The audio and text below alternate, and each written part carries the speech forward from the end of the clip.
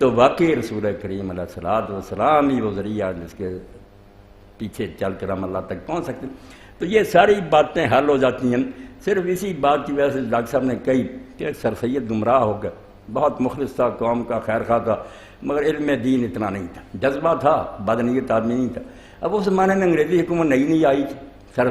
William Mayur Bengal کا governor تھا، کمبخت نے کتاب رسول اللہ کی سیرت پر لکھ دی، آج تک چل رہی یورپ۔ اس نے ایسی غلط فہمیاں پھیلائیں، حضور پر وہ دھبے لگائے کہ سر سید کا دل جل۔ اس بیچارے نے تہیہ کر لیا کہ اس کا جواب لکھنا، اس کے لیے وہ سب کچھ اپنا بیچ بات کر انگلینڈ کا،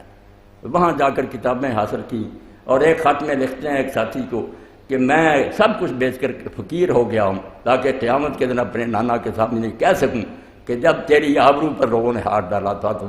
احمد فقیر ہو گیا تھا جواب لکھنے۔ جواب بڑا اچھا لکھا، مگر چونکہ علم میں کمی تھی اس جگہ جان چھڑانے کے لیے غلط راستہ اختیار کر لیا کہ اگر کوئی حدیث ہے تو اس کو کہہ دیا یار ہم نہیں مانتے،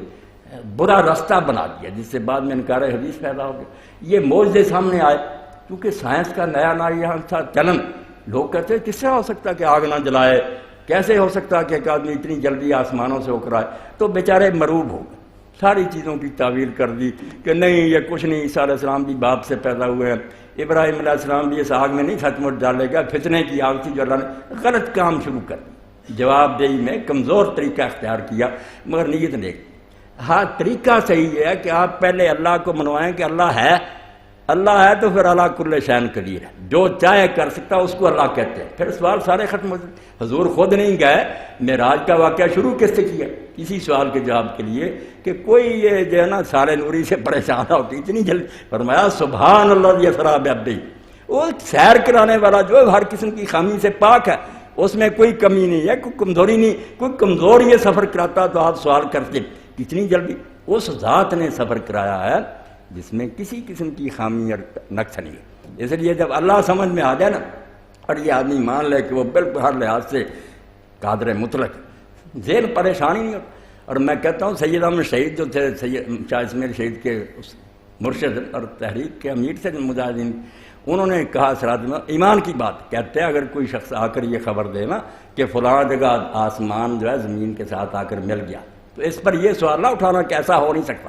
جب اللہ کو مانتا سب کچھ ہو سکتا ہے۔ سوال وقوع کا تو کر سکتا کہ ایسا ہوا ہے نہیں، اس کی کوئی اطلاع مستند ہے کہ یہ بحث کر سکتا کی بحث نہ کر یا اللہ کا انکار کر سکتا کیا کہ بن باپ بیٹا نہیں ہو سکتا، آگ نہیں جلانے سے روک سکتی۔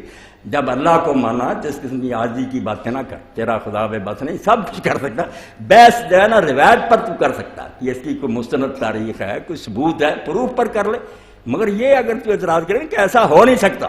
تو سوائے احمد کہ کوئی یہ بات نہیں کہتا۔ ایک طرف اللہ کو مانتا پھر امکان پر بحث کرتا کہ ایسا ہو نہیں سکتا، سب کچھ یہاں ناممکن جو ہے نا امپاسبل، یہ اس ڈکشنری میں نہیں ہے، اللہ جو چاہے کر سکتا۔ بحث یہ ضرور کر لو کہ ایسا ہوا ہے یا نہیں، قرآن و حدیث میں اس کا کوئی مستند ثبوت ہے کہ نہیں، یہ کرو، ورنہ اللہ جو چاہے کر سکتا۔ رسول کریم علیہ السلام کے دور میں بہت سی برکات دار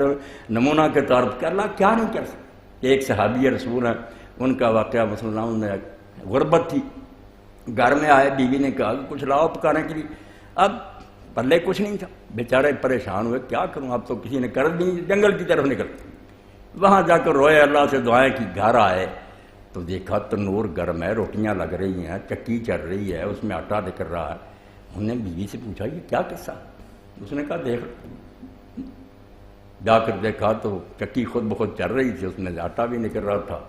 کہنے لگی تو گیا تو میں نے بھی دعا کی، ایسا ہی ہوا۔ اس نے اٹھا کر دیکھنا چاہا کہ دانے کہاں سے آ رہا ہے، آٹا اٹھایا چکی روکی۔ رسول کریم علیہ السلام سے آ کر عرض کیا، فرمایا اگر نانا اٹھا کر دیکھنا چاہتا، یہ راز کن فیکون معلوم نہ کرنا چاہتا تو قیامت تک بھی کھاتے رہتے، چکی چلتی رہتی۔ بھائی حکم تو ہو رہا،